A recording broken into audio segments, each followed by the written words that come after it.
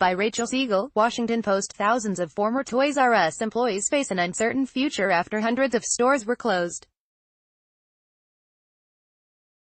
But Geoffrey the giraffe is back to work. The mascot made a surprise appearance last week at one of the largest wholesale events in the toy industry. That was just days after court filings showed that the owners of Toys R Us might be pursuing a comeback, with the hedge fund that owns the company opting to hold on to the Toys R Us and Babies R Us brand names, web domains and other assets, including Geoffrey. A potential revamp is also coming to light through the company's marketing. In a tweet, alongside an image of Geoffrey clutching a suitcase, the company said its beloved giraffe had simply been traveling the globe for a few months but was back and ready to play.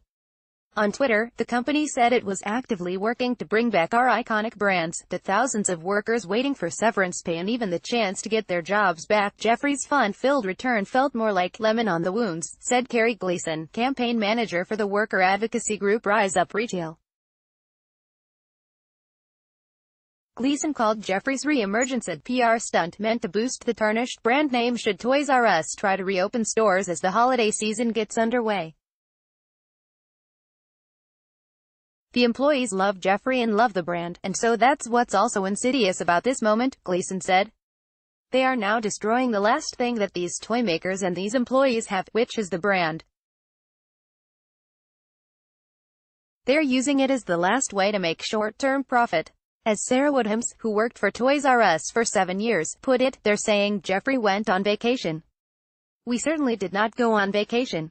There are few details that spell out how a Toys R Us revival would work, including when and how many stores might reopen. Kirkland.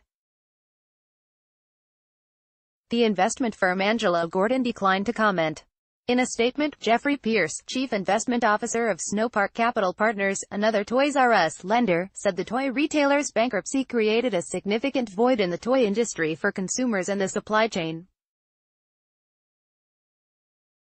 But if the proposed reorganization plan moves forward, the void can be filled in a way that creates new opportunities for former employees, manufacturers and the brand, Pierce said.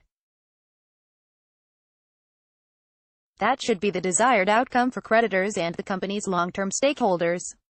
In a separate arrangement, Bain Capital and Kohlberg Kravis Roberts, two of the three firms that bought Toys R Us in a 2005 leveraged buyout and loaded it with billions of dollars in debt before liquidating the chain in June, said they would designate millions of dollars in a fund for former employees. A third owner, Vornado Realty Trust, is not adding to the fund. Still, details on the size of the fund are hard to come by. The Wall Street Journal reported $20 million had been set aside.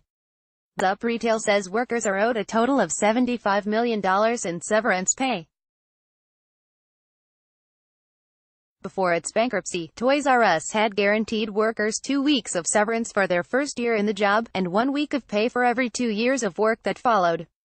Toys R Us cited $7.9 billion in debt against $6.6 billion in assets when it filed for bankruptcy last year. In March, the company said it would shutter all 800 of its U.S. stores. But the brand name itself, combined with assets like Geoffrey, still have value.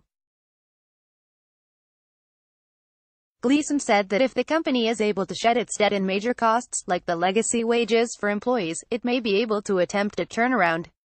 There's a lot of people making money in this bankruptcy, Gleason said.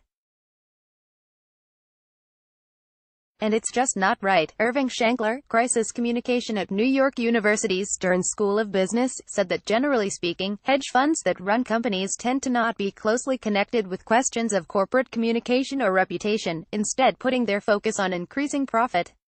But Shankler described a toy retailer like Toys R Us as having a kind of halo effect on shoppers and their childhood memories. Any rebranding that alters that emotional connection not only affects former workers, but can seep into communities where stores may reopen.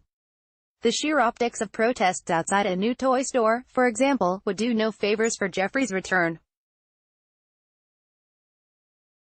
This is a company that's really predicated on emotion, pleasure, memory, Shankler said. Things that create a dissonance, psychologically, that can affect buying patterns. You can always just go to Amazon now. Amazon chief executive Jeff Bezos owns The Washington Post. Gleason said many former employees would readily start discussions about returning to their jobs, but that there's a fear that the owners of Toys R Us will bypass those employees in the search of low-wage labor. Woodhams, 32, said the company is using nostalgia purely for financial gain, and that they traded their employees in for a couple extra bucks. Luann Crawford, 62, is wary of returning to retail after more than 25 years with Toys R Us.